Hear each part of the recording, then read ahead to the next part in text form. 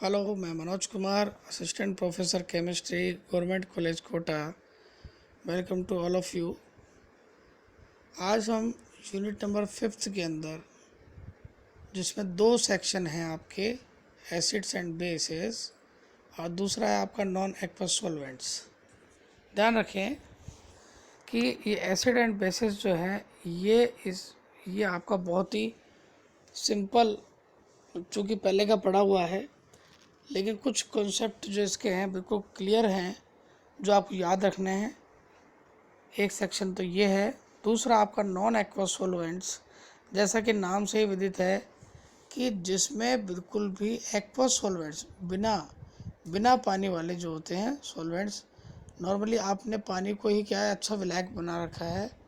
आप अधिकांश रूप से केमिस्ट्री के अंदर केवल विलायक जो होते हैं जल का काम लेते हैं, परंतु जल के अलावा भी बहुत सारे ऐसे हैं जो जल जैसे ही लगते हैं, जल के जैसे ही कार्य करते हैं, परंतु उनके जो सॉल्वेंट की प्रकृति है वो भी बहुत अच्छी होती है और वो नॉन एक्वस सॉल्वेंट कहलाते हैं, अर्थात जिसमें बिल्कुल भी पानी की मात्रा नहीं होती है, पानी से बिल्कुल भिन्न होते हैं।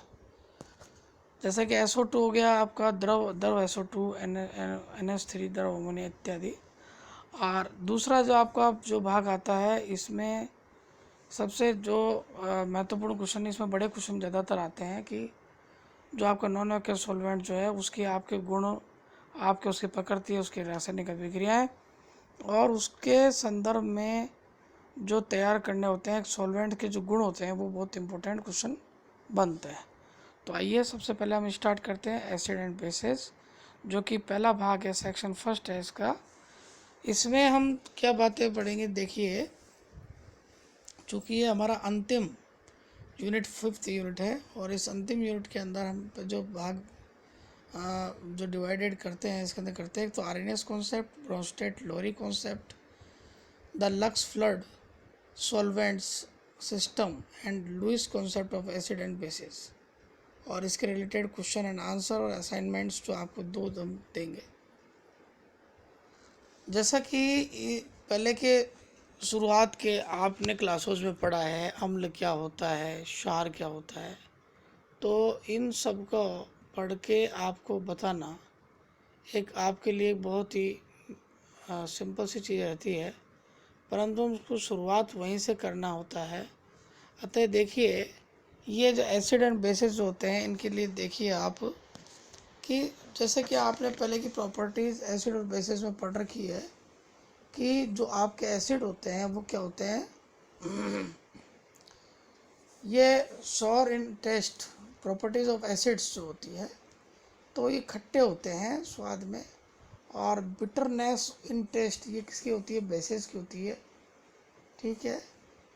आपके एसिड्स क्या होते हैं, चेंजेस जो कलर होता है of indicators, example litmus turns from blue to red, और phenolphthalein turns from pink to colourless.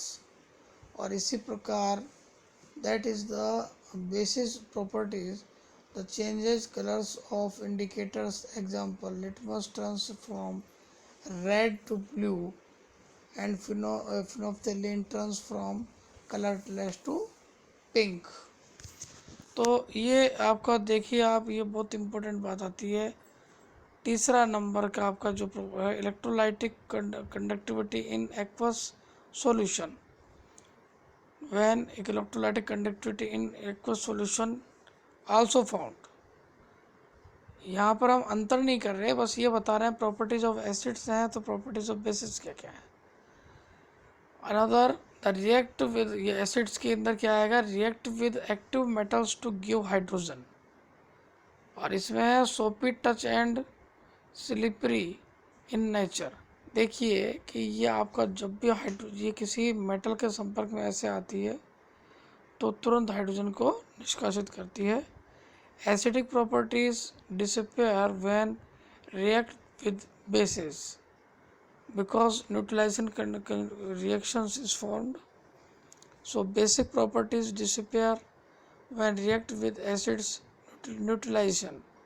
So both the reaction and both the properties of the acids and bases are equal and the decomposed carbonates। देखिए अब आपको सबसे पहले तो आपको ये बताना पड़ेगा कि किस प्रकार से इस पूरे चीज़ की शुरुआत हुई कि एसिड और बेस जो आपका था ये आपका बना। शुरुआत करते हैं लेवोसियर से 1783। ये देखिए इन 1783 Lavoisier suggested that acids are the oxy compound of non-metals। क्या बोला? oxy compound of non-metals। This view was soon rejected by Davy as a result of these studies on muriatic acid। Muriatic acid किसको बोलते हैं? Muriatic acid जो होता है आपका hydrochloric acid भी कहलाता है। The search for a common factor in acids come to light when the German chemist Liebig proposed the following definition of an acid in 1830।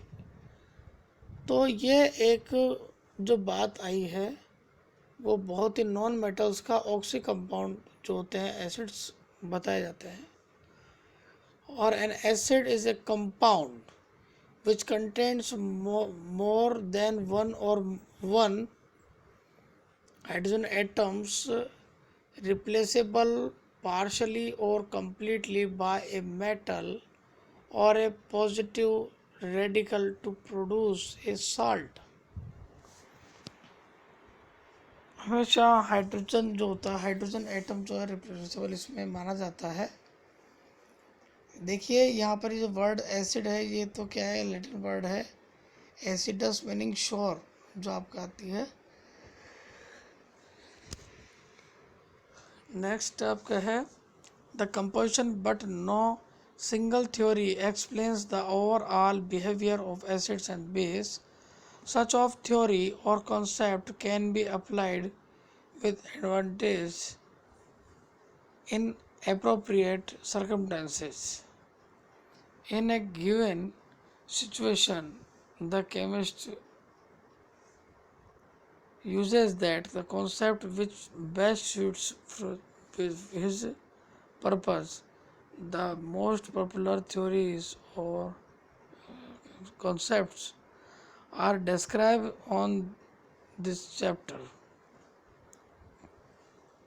अब मोटा मोटा जो समझाने की बात है समझ लीजिए आप। आपके सबसे पहले जो ये कॉन्सेप्ट आया, ये कॉन्सेप्ट लाने से पहले मैं आपको बता देना चाहता हूँ कि कुछ चीज़ें, ये वो चीज़ें हैं जो आपको जानना अत्यंत आवश्यक है। ये आपके जो कॉन्सेप्ट है इसमें आएंगी। सबसे पहले ब्रोंस्टेड लोरी जिसमें एक ही दिखी थी कि वो H+ देता है कि OH- देता है।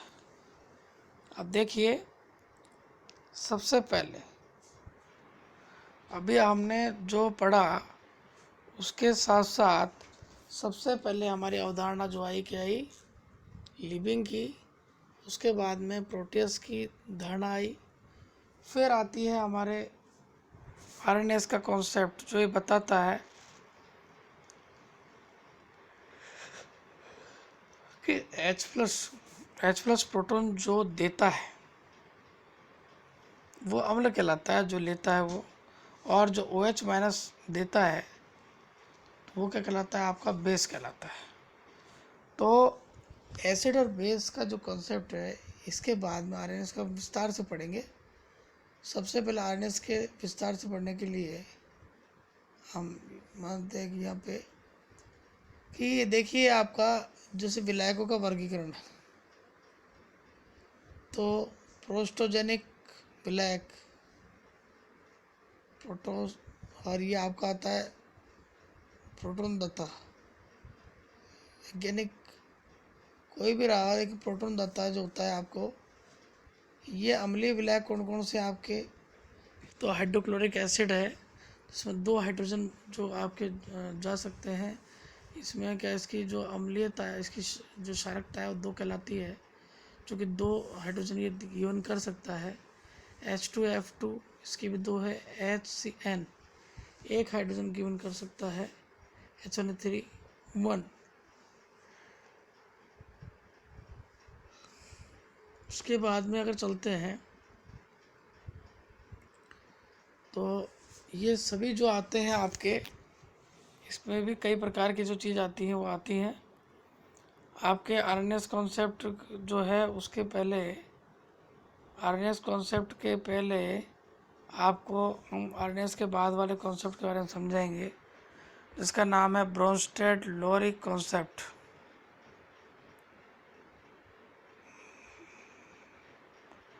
तो ये ब्रोंस्टेड लोरी कॉन्सेप्ट क्या कहलाता है भाई? एक तो 1923 the concept was proposed independently by Bronsted and Lowry in 1923. According to this concept, the acids are the species capable of donating the proton in a reaction, while bases are the species capable of accepting the proton in a reaction. That is, acids are proton donor, protogenic, and bases are proton acceptors, protophilic. The reaction as a condition, this condition is cleared that HCl react with H2, that is the H3O plus hydronium, H3O plus Cl minus. In this reaction, HCl acts as an acid because it donates a proton to the water molecule. Water, on the other hand, behaves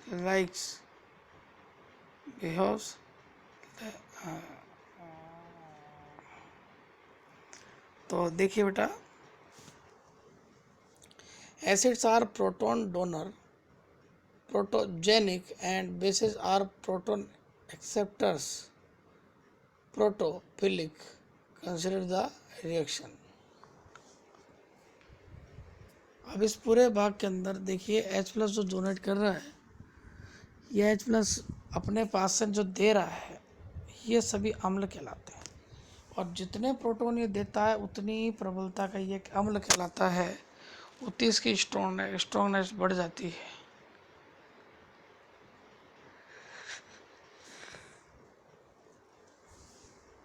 देखिए ये molecular cationic anionic ये सभी हमने दे रखे हैं, acid और basis.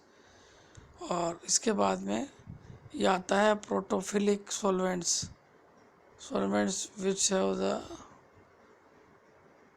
tendency to accept protons, and that is water, alcohol, liquid ammonia. और इस प्रकार ये आता है प्रोटोफिलिक सॉल्वेंट्स। ये कौन से होते हैं भैया? Protophilic solvents which have the tendency to accept protons, that is the example कौन से हैं आपके इसके? Water, alcohol and liquid ammonia. दूसरा है protogenic solvents which have the tendency to donate protons, that is water, liquid hydrogen chloride, glacial acetic acid, liquid hydrofluoric acid, that is. और ये आता है आपको एम्फीप्रोटिक। तो एम्फी जैसा कि नाम से विचित्र है, एम्फीप्रोटिक, एम्फी अर्थात जो सब तरह से क्या निकाले प्रोटॉन देता है। Solvents which have both the tendencies to accept और डोनर एटम्स। एग्जाम्पल क्या? वाटर, लिक्विड अमोनिया, एल्कोहल इत्यादि। Aprotic solvents which neither donate और nor accept protons, that is benzene, carbon tetracarbon sulphide, that is. तो इस प्रकार क्या आता है कि और अब क्या हम निकाल रहे हैं? Strength of acid and basis. देखिए ये हम पढ़ सकते हैं, परंतु इससे पहले हमने एड्रेस नोट कर लेते हैं कि Bronsted Lowry concept that besides water any, कि ये जितने भी आपका आता है एनायनिक और कैटायनिक, तो ये सारे के सारे जो आते हैं एसिड और बेस कौन कौन से हैं, किस प्रकार से इनको सेपरेट आउट किया गया है, ये हम नेक्स्ट क्लासेस में पढ़ेंगे। Thank you very much.